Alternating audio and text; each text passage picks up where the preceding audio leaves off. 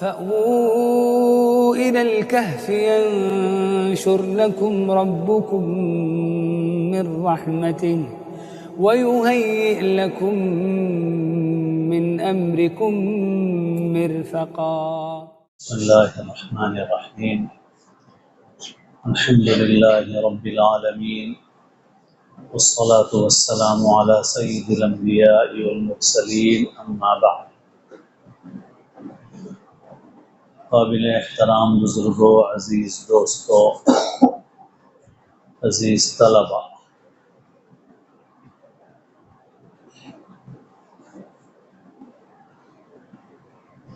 صبح سے بہت سی ضروری باتیں آپ حضرات کے سامنے آ رہی ہیں.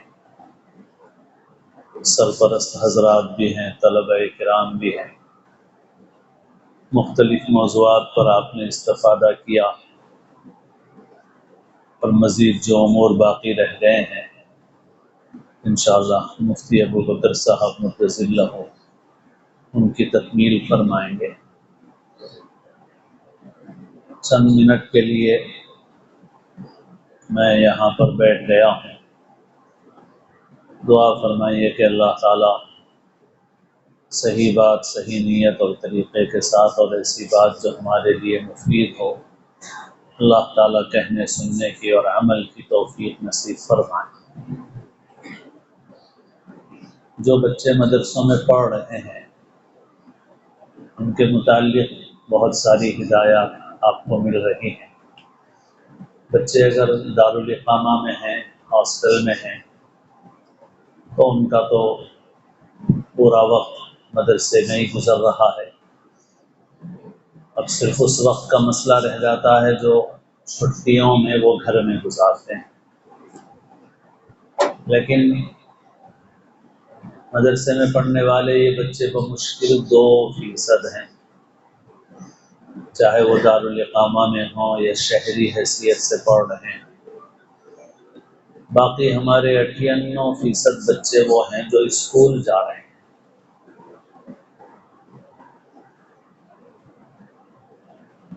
ان بچوں کے لیے ہی بڑوں کی فکر ہے مکاتب کی، کہ ان بچوں کے لیے ہم کیا انتظام کر سکیں گے، تو مکاتب کے نظام کو مضبوط بنایا جائے.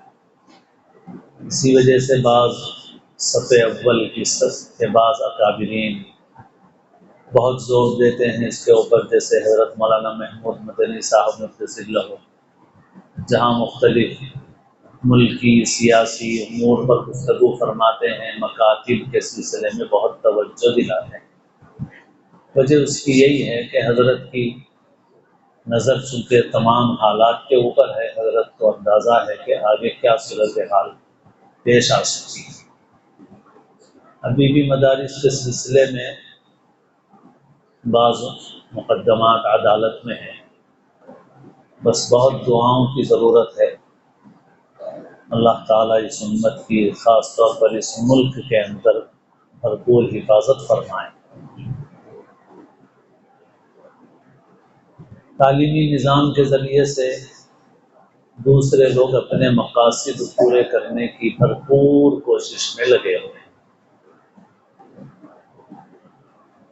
تو وہ ہمارے وہ بچے جو اسکولوں میں ہیں، 98% بچے ہیں، ان بچوں کی بہت فکر کرنے کی ضرورت ہے. ہمارے مکاتب مضبوط ہوں.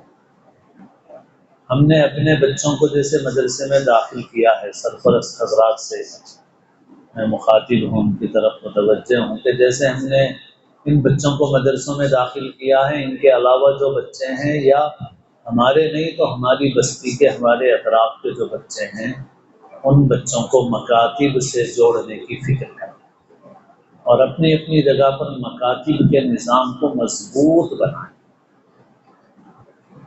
اور مکاتب کا کام کرنے والوں کو بھی، اساتذہ کو بھی، میں خود بھی اس میں شامل ہوں، ہم لوگوں کو اپنے کام کے طریقے میں بھی تبدیلی لانے کی ضرورت ہے. صرف مضامین رٹانے سے ہم اس مقصد کو پورا نہیں کر پائیں گے جو مقصد ان مکاتب کے ذریعے ہمارے پیش نظر ہے، ہمارے بڑوں کے پیش نظر ہے۔ مثلا مثال کے طور پہ ہم نے دینیات یاد کرا دی، سورے یاد کرا دیے، نماز یاد کرا دی، تو یہ سب چیزیں مسلمان کے لیے ضروری تو ہیں، لیکن ایک بچے کی ذہن سازی کے لیے اس کے علاوہ اور کچھ چیزوں کی ضرورت ہے۔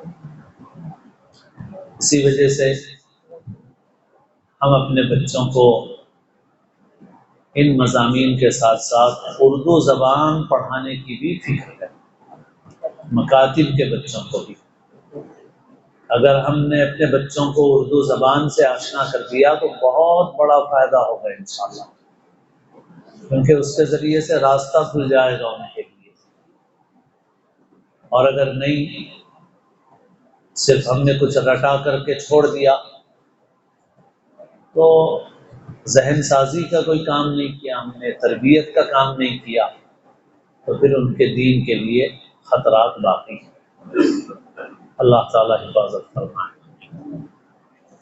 اس وقت اسکولی نصاب کے ذریعے سے بھی بہت ساری شخصیات کی محبت اور عظمت دل میں بٹھائی جاتی ہے۔ بہت سی شخصیات ہیں، موجود شخصیات کی بھی بٹھائی جاتی ہے، جیسے جو لوگ ملک میں حکمران ہیں ان کا اتنا تذکرہ کیا جاتا ہے کہ اس سے ان کی ایک طرح کی عظمت دل کے اندر بیٹھ جاتی ہے کہ ان کی شان ہے بڑی۔ اور بہت سی پرانی شخصیات کا بھی تذکرہ کیا جاتا ہے۔ پھر ٹی وی کے ذریعے سے، فلموں کے ذریعے سے، اور جو کچھ اسکرین پر دکھایا جا رہا ہے اس کے ذریعے سے بھی بہت سارے کردار ایسے ہیں کہ جن کی محبت، عظمت ہمارے بچوں کے دلوں میں خاموش طریقے سے بیٹھتی ہے، بول کے نہیں بٹھایا جاتا، لیکن یہ ہے کہ خاموش طریقے سے بچے ان کا تذکرہ سنتے ہیں، ان کو دیکھتے ہیں۔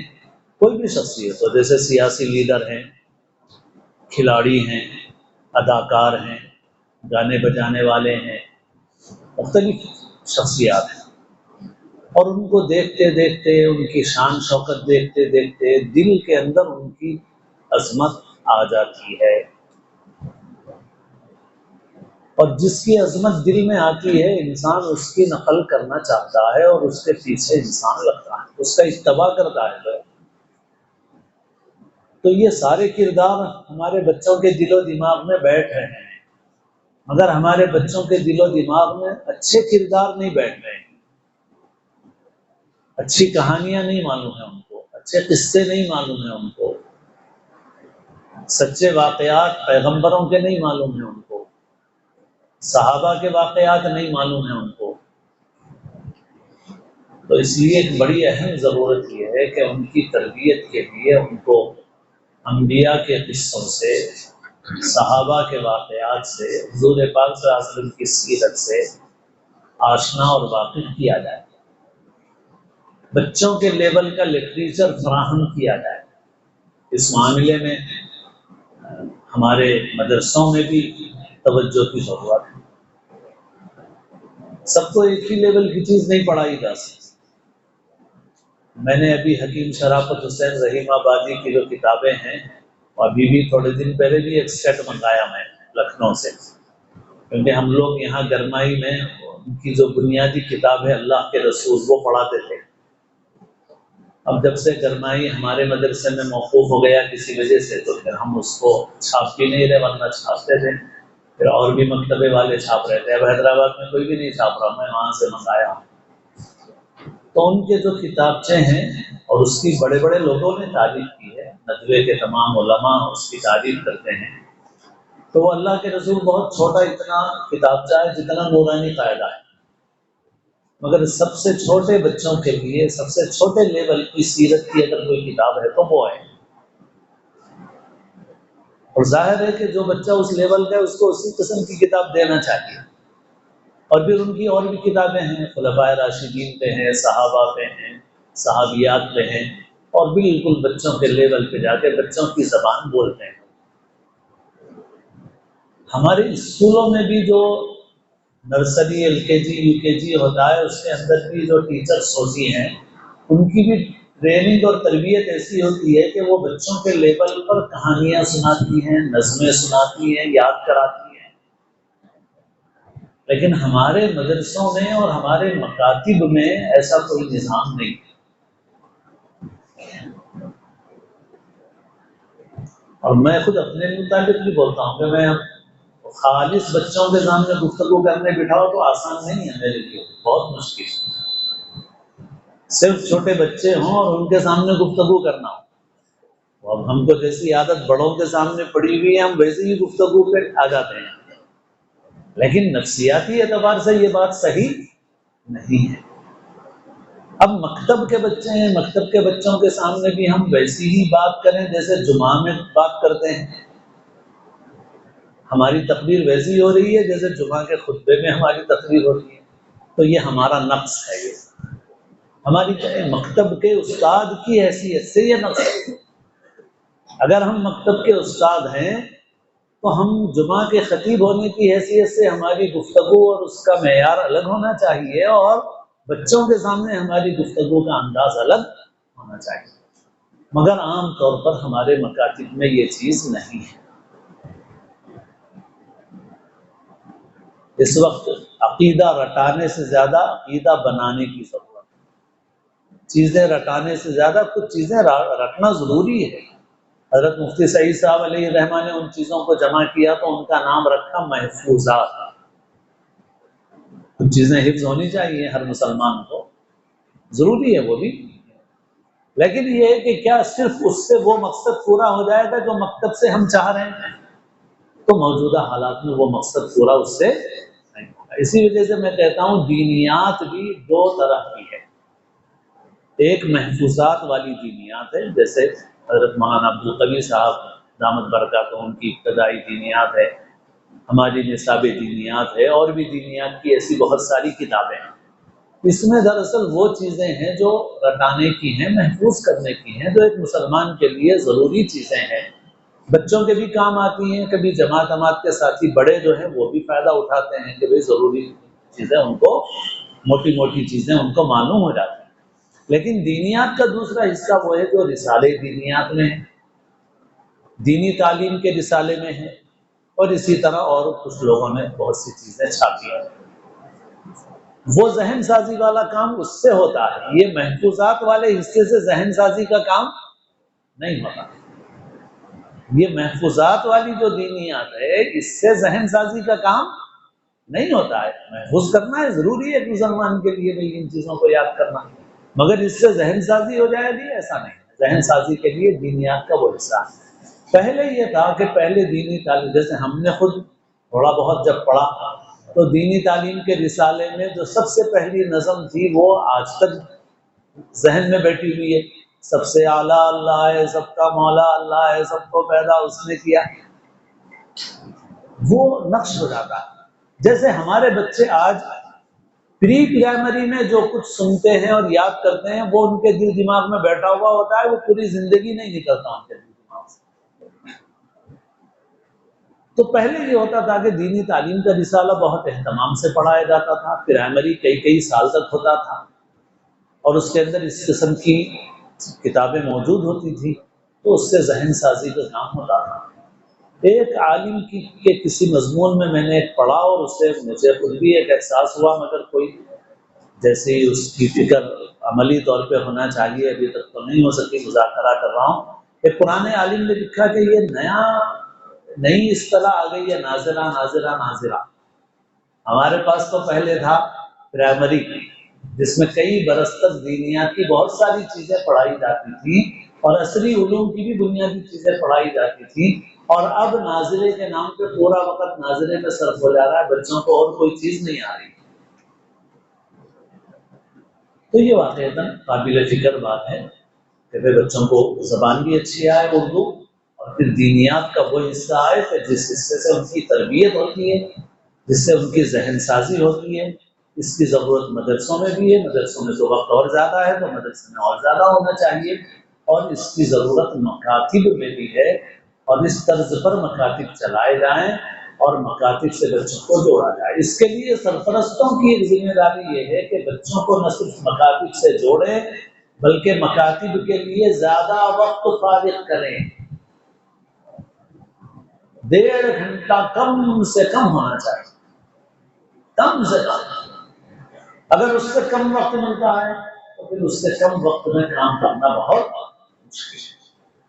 تو کم سے کم 1.5 گھنٹہ، باقی اس سے زیادہ 2 گھنٹے ملے، 2.5 گھنٹے ملے، چھٹیوں کے زمانے میں وقت استعمال کیا جائے بچوں کا تو اور زیادہ مشکل ہوگا۔ تو بہرحال ہمارے بچے جو مدرسوں میں پڑھ رہے ہیں وہ تو پڑھ رہے ہیں، اس کے علاوہ باقی جو بچے ہیں ان بچوں کی فکر کی جائے، مکاتب سے جوڑا جائے، اپنے اپنے مقام پر مکاتب کو مضبوط بنایا جائے، مکاتب کے لیے اپنا مال خرچ کیا جائے، امت کی آنے والی نسلوں کی، دین کی، ایمان کی حفاظت کے لیے مکاتب کا یہ محاذ اس وقت بہت ضروری ہے، بہت اہم ہے، اور آنے والے حالات میں شاید اس کی ضرورت و اہمیت اور بڑھ جائے گی۔ اللہ تعالی ہم سب کو اپنے کرم سے اپنی مرضیات پر عمل کی توفیق نصیب فرمائے، نامرضیات سے اللہ تعالی ہماری حفاظت فرمائے، اور اللہ تعالیٰ ان اداروں کو، ان کوششوں محنتوں کو بے حد قبول فرمائے۔ وآخر دعوانا الحمد للہ۔